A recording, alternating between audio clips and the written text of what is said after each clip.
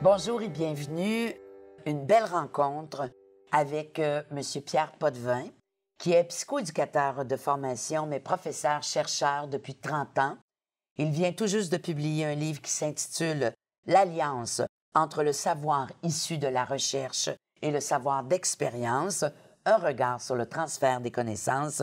C'est publié chez Béliveau Éditeur. Bonjour, M. Potvin. Bonjour, Patricia. M. Potvin, c'est un ouvrage qui me semble essentiel pour faire le pont entre ces psychoéducateurs, ces gens d'éducation qui sont sur le terrain et la recherche qui se fait aussi dans le milieu universitaire. C'est une façon de tendre la main. Oui, oui, c'est une façon, j'ai utilisé le terme « alliance ».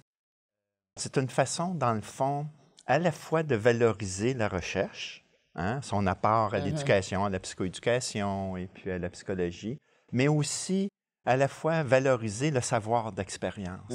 Parce que c'est un savoir, si ce savoir d'expérience, c'est-à-dire les enseignants, les directions d'école, les psychoéducatrices et psychoéducateurs, si ce savoir-là est réfléchi, donc s'il est analysé, s'il est expérimenté et évalué, ça devient un savoir que je dirais très valable.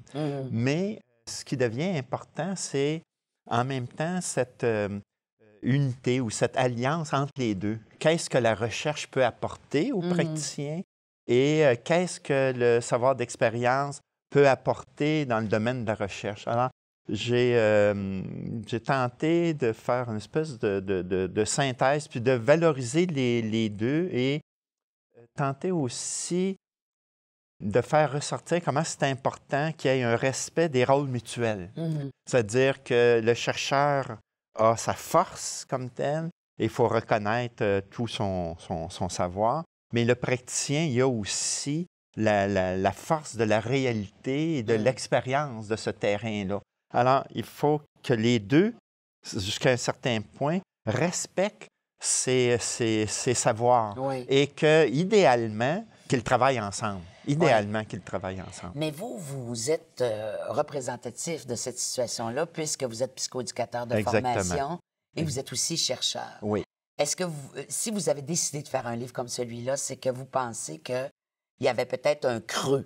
C'est-à-dire qu'il y avait une espèce de, peut-être pas un vide, mais il y avait quelque chose à remplir, là, d'unifier finalement les deux conceptions. Effectivement, il y a, dans le fond, ce qui m'a amené à produire ce livre, à écrire ce livre, c'est que j'ai travaillé, puis je continue à travailler dans le domaine du transfert de connaissances. Le transfert de connaissances, dans le fond, c'est une espèce de trait d'union entre la recherche et la pratique. Comment utiliser la recherche pour, si on peut dire, faire grandir la pratique, la rendre encore plus valable. Alors, il y a eu beaucoup de progrès au Québec en éducation, en psychoéducation, en psychologie sur l'utilisation, si on peut dire, des connaissances issues de la recherche. Mais il reste encore, je dirais, des efforts à faire pour qu'il y ait une plus grande alliance, qu'on reconnaisse, qu'on travaille ensemble, dans le fond, des praticiens et des chercheurs. Et des théoriciens. Et les théoriciens. C'est ça, exactement.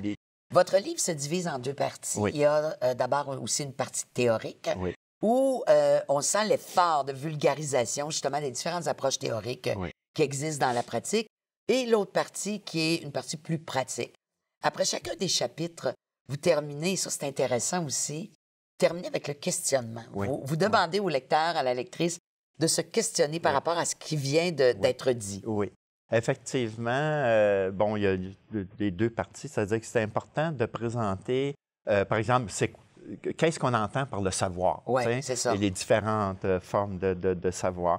C'est important aussi de présenter les approches de recherche, les méthodes de recherche, mais d'une façon, c'est pas un livre pour de méthodologie de recherche, mais d'avoir une culture sur les différents... Un portrait de ce qui peut se faire en recherche.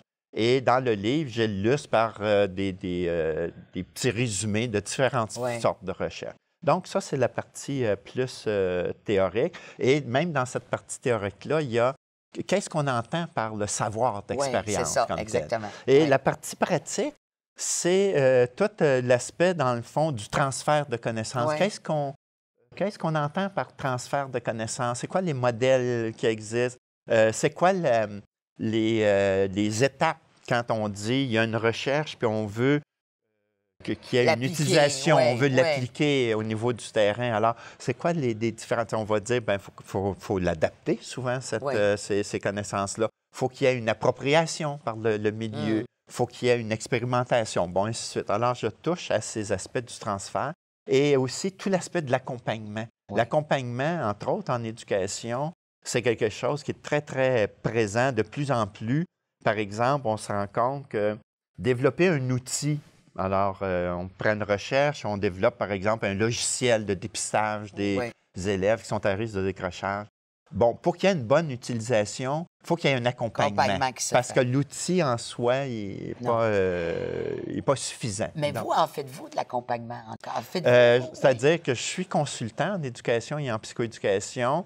J'en fais un peu, mais j'ai eu l'occasion, avec le Centre de transfert sur la réussite éducative, de faire de l'accompagnement durant 6 ans d'école secondaire et d'être sur le terrain, d'aller, et entre autres au niveau du dépistage, je l'ai fait au niveau des écoles primaires, entre autres dans la région, là, ici. Oui, aussi. Oui. Mais de toute façon, ce livre-là ouvre ces pistes-là. Oui. Alors, très appuyé, vous avez même fait lire ça à 12 amis critiques qui vous ont renvoyé justement des praticiens, des universitaires, des chercheurs. Oui. Alors, donc, on vous a dit, c'est bien. Oui. Continuez.